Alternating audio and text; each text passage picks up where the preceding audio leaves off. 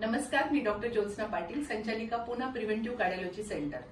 गेली अनेक वर्ष म्हणजे 2008 पासून प्रिव्हेंटिव्ह कार्डिओलॉजीमध्ये काम करत असताना ईसीपी, ईएसएमआर या बऱ्याच टेक्नॉलॉजी ज्याला आपण बाह्योपचार म्हणतो, यातून अनेक हृदय रुग्णांना संजीवनी देण्याचा प्रयत्न आम्ही करत होतो.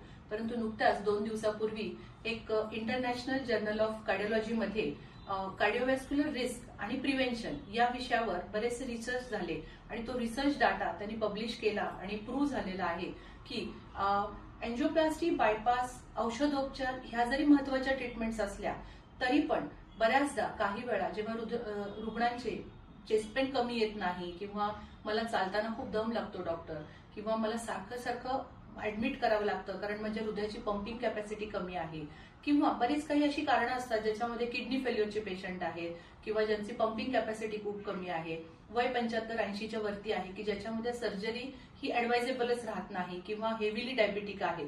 अशा सगळ्या रुग्णांच्या मध्ये ईसीपी, ईएसएमआर ह्या बाह्य उपचार पद्धतीचा खूप बेनिफिट्स मिळतो. आता एक्झॅक्टली ईसीपी म्हणजे काय, तर एनहान्स एक्सटर्नल काउंटर पल्सेशन. आपण आता हे जे बघतोय हे सगळे पेशंट जे आहेत ते ईसीपी घेतात. तर एनहान्स एक्सटर्नल काउंटर पल्सेशन म्हणजे हे दोन्ही असे कव बांधले जातात की ज्याच्यामध्ये आपण बरोबर हृदय 2 प्रकारे काम करत असतं, एकदा कॉन्ट्रॅक्ट आणि दुसऱ्या वेळी रिलॅक्स. रिलॅक्स म्हणजे ज्याला आपण डायस्टॉल म्हणतो. तर त्याच वेळी बरोबर हे कफ ह्याच्यातून काही न्यूमॅटिक प्रेशर पायावर क्रिएट केलं जातं की ज्याच्यामुळे हृदयाकडचा रक्त पुरवठा हा जवळजवळ 90 ते 93% वरती ढकलला जातो. आणि या प्रोसेसमध्ये बऱ्याचदा काही ग्रोथ फॅक्टर ज्याला आपण एंडोथेलियल व्हॅस्क्युलर ग्रोथ फॅक्टर्स म्हणतो किंवा काही नायट्रिक ऑक्साईड लेवल वाढतात की ज्याच्यामुळे रक्तवाहिन्यांना रुंदावल्या जातात आणि हृदयाकडचा रक्तपुरवठा जास्तीत जास्त झाल्यामुळे तिथे नवीन केशवाहिन्यांचं जाळं सुद्धा तयार केलं जातं.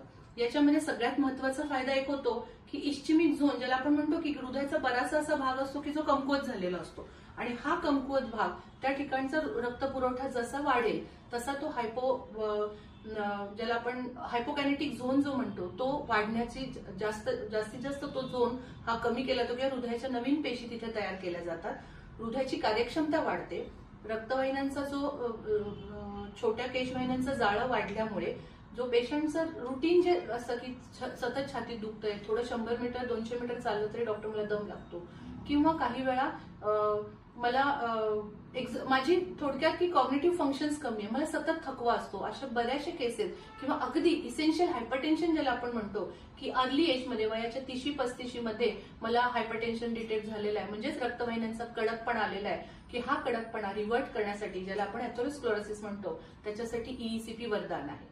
दुसरी टेक्नॉलॉजी आहे that is ESMR, extracorporeal shock waves myocardial revascularisation. हृदयाचा जो भाग कमकुवत झालाय तो आधी इकोवर डायग्नोज केला जातो आणि तिथे काही लो इंटेन्सिटीच्या ध्वनी लहरी सोडल्या जातात की त्या ध्वनी लहरींच्या मार्फत तिथे पुन्हा तेच सेम की जे ग्रोथ फॅक्टर्स डेव्हलप होतात आणि नवीन केशवाहिन्यांचं जाळं तयार झाल्यामुळे जे हार्ट फेल्युअर पेशंट्स आहेत की बरेच केसेस म्हणजे हजारो केसेस आम्ही आता अजून म्हणजे त्यांना नवीन संजीवनी देण्याचा प्रयत्न झालेला आहे की ज्यांच्यामध्ये हार्ट ट्रान्सप्लांट सांगितलेला आहे किंवा हृदयाचं पंपिंग कॅपॅसिटी 10, 15, 20% आहे की ज्याच्यामध्ये आपण काहीच करू शकत नाही.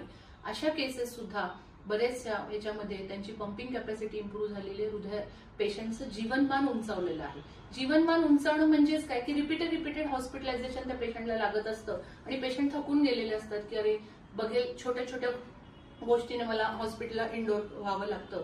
अशा सगळ्या केसेसमध्ये ह्या टोटली बाह्योपचार आहे, ह्याच्यामध्ये कुठलंही इन्व्हेसिव्ह नाहीये. त्यामुळे आजकाल बऱ्याचशा याच्यामध्ये म्हणजे प्रिव्हेन्शन मध्ये नॉन इन्व्हेसिव्ह टेक्नॉलॉजी याचा खूप प्रमाणामध्ये लोकांकडून त्याचा अवेअरनेस वाढतो आहे आणि बीइंग अ डॉक्टर हा अवेअरनेस आणखी डेव्हलप करणं हे माझं कर्तव्य समजते.